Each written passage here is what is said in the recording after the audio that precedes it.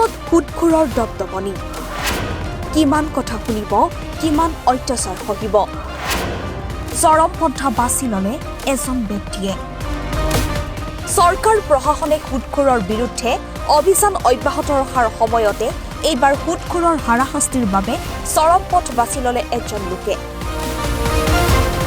অতি দৰিদ্ৰ ৰূপক দাসে ঠিং বজাৰতে এখন পাণ দোকান দি পৰিয়ালটো চলাই আছিল আৰ্থিক অনাটনত জুৰুলা হৈছিল পৰিয়ালটো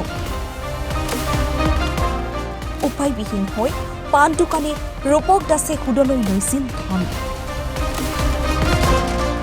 ৰূপক দাস নামৰ ব্যক্তিজনে সুদলৈ টকা লৈছিল ইকবাল হুছেইন আনচাৰী আৰু পৱন নাথ নামৰ দুজন সুদখোৰৰ পৰা সুদলৈ লোৱা ধন ঘূৰাই দিয়াত পলম হোৱাৰ বাবে শাৰীৰিক মানসিক নিৰ্যাতন চলোৱাৰ অভিযোগ উঠিছে ইকবাল হুছেইন আনচাৰী আৰু পৱন নাথৰ বিৰুদ্ধে অৱশেষত পাণ দোকানী ৰূপক দাসে বাছি ললে চৰম সিদ্ধান্ত সুদখোৰৰ চৰম অত্যাচাৰ সহিব নোৱাৰি প্ৰাণঘাতী কীটনাশক দৰৱ খাই চৰম পন্থা বাছি ললে ৰূপক দাসে হাস্পতালৰ বিচনাত মৃত্যুৰে যুঁজি থকা অৱস্থাটোত ধন বিচাৰি হাৰাশাস্তি পত্নী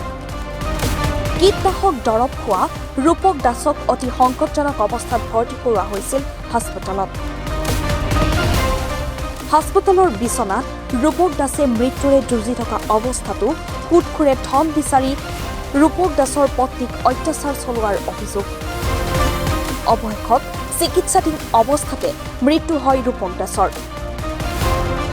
ঘটনা সন্দৰ্ভত ঠিং আৰক্ষী থানাত ভুক্তভোগী পৰিয়ালটোৱে এজাহাৰ দাখিল কৰে যদিও ঠিং আৰক্ষীয়ে এজাহাৰ নোলোৱাৰ অভিযোগ ভুক্তভোগীৰ ইয়াৰ পূৰ্বেও ঠিঙত সুদখোৰৰ অত্যাচাৰ সহ্য কৰিব নোৱাৰি এজন ব্যক্তিয়ে চৰম পথা বাছি লৈছিল যদিও তাৰ পিছতো ঠিং আৰক্ষীয়ে সুদখোৰৰ প্ৰতি কিয় ইমান দৰদ সেয়া ৰহস্যৰ আৱৰ্তত আহিছিলো পৰহি শনিবাৰ এনেকুৱা তেওঁ মানে প্ৰয়োজন খাইছে আজি কালি ৰাতিপুৱাই ঢুকাল ৰূপক দাস কিয় কাৰণে মানে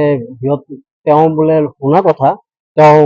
তাৰ ৱাইফৰ বাইক দিছে তাৰ ৱাইফৰ স্পষ্টীকৰণ দিছে তাৰ বহুতৰ পৰা বোলে টকা লৈছিলে সুদত লৈছে এই সুদৰ অত্যাচাৰ সিহঁতে মানে ৰূপক দাসক বহুত টৰ্চাৰ কৰি থাকে ফোনত দোকানত গৈ পেলাই তাৰ সৰু এটা পাণ দোকান আছে চিণ্ডিকেটত তাক বহুত সুদৰ মানুহকেইটাই তাক বহুত কৰে হেৰাচমেণ্ট দিয়ে তাৰ কাৰণে তাৰ চেণ্টিমেণ্টেলৰ কাৰণে তেওঁ এইটো খালে সন্দেহ তাৰ যিহেতু তাৰ ৱাইফে নিজে স্পষ্টীকৰণ দিছে তাৰ নাম কৈছে কি ইকবাল আৰু এটা নাম আৰু পৱন আৰু অপূৰ্ব দেৱজিৎ ঠিঙৰ পৰা ৱাছিম আক্ৰমৰ প্ৰতিবেদন দি নৰ্থ ইষ্ট